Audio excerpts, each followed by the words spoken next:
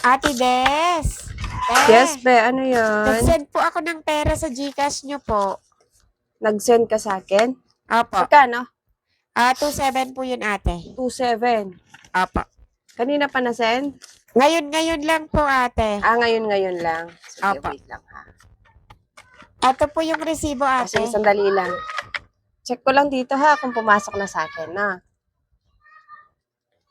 Magkano kasi? 2,700 po ate. 2,700. Okay, wait lang ha.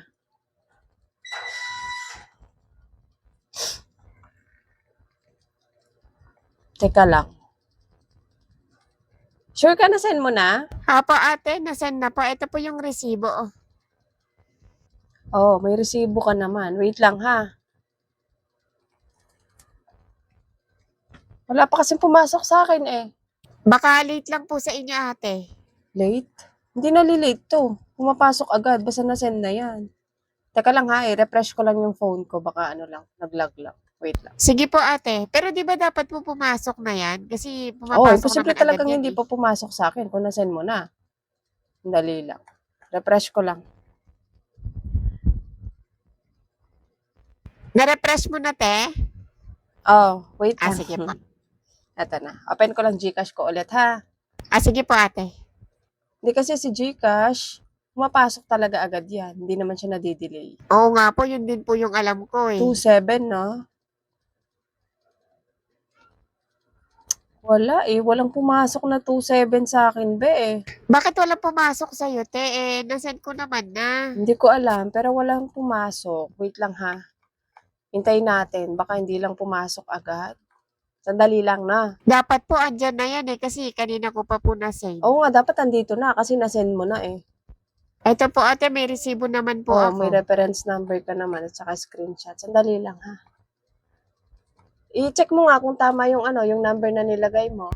Okay naman po ate, tama naman po yung number na nilagay ko. Tama? Opo ate, Okay, tama wait naman lang, po. ha. Wala pang pumasok sa akin. Ano nangyari sa Gcash?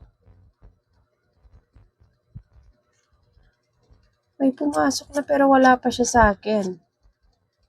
Patingin nga ulit ako ng kung tama yung number. Patingin ako. Ito po ate, in-screenshot ko po. Ayan po yung Masyadong nakikita. 3-1. Teka lang, salamin nga ako. Hindi ko masyadong kita.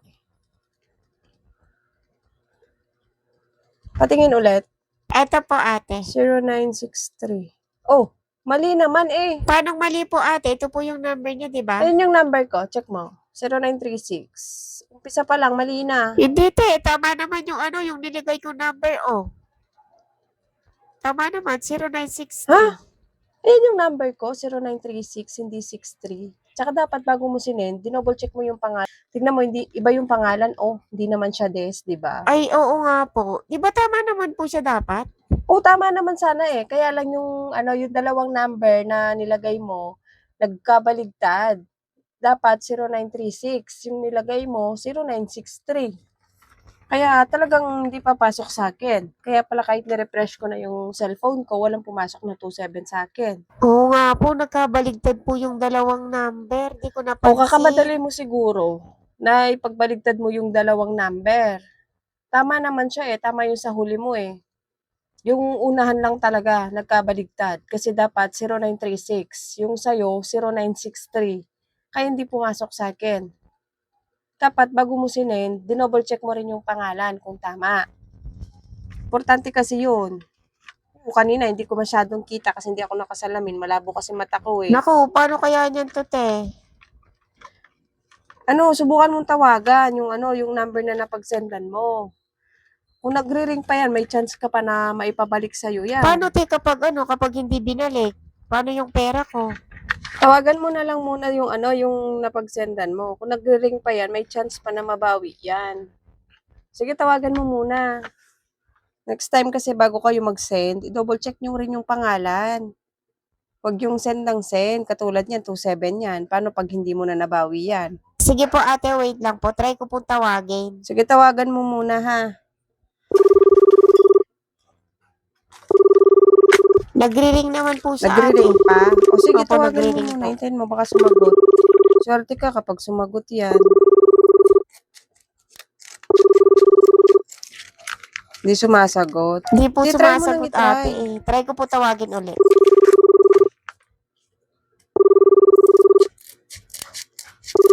Hindi talaga siya sumasagot Wait mo ate. lang, baka busy siya kaya hindi nasagot.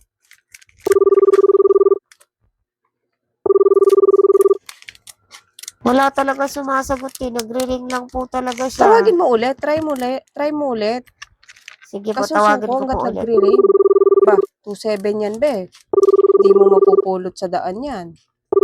Kapag hindi mo yan natawagan, goodbye 27 ka dyan.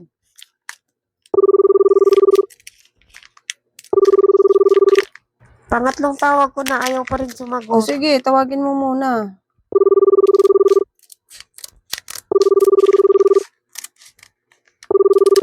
Nakailang ring na siya, te. Hindi Hindi talaga talaga sumasagot. sumasagot.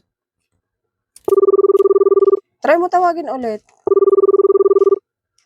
Wala, te. Ayaw na. Cannot be reached na Cannot siya. be reached na. Oh, di ko na matawagan. Ako baka Oh. naloba. Naku, paano kaya yung pera ko niyan, ate? Gagamitin ko pa naman Try mo yun. ulit mamaya. Wala na, hindi na talaga siya nagre-ring. Cannot be reached na siya, Cannot be te. reached na talaga. O paano yan? Ganto na lang. Mamaya try mo ulit tawagan yung number. Next time kasi, bago kayo magsisend, double check nyo ng maayos yung pangalan at yung number bago kayo mag-send. Isang mali mo lang talaga sa number na papadalhan mo, mapupunta yan sa ibang tao. Oo nga po, ate. Nagkamali ako eh. Kala ko kasi tama yung nailagay kong number. Sige, balik ka na lang ha. Tawagan mo ulit yan mamaya ha, pag nagre-ring na. Malay mo, ibalik yan sa'yo.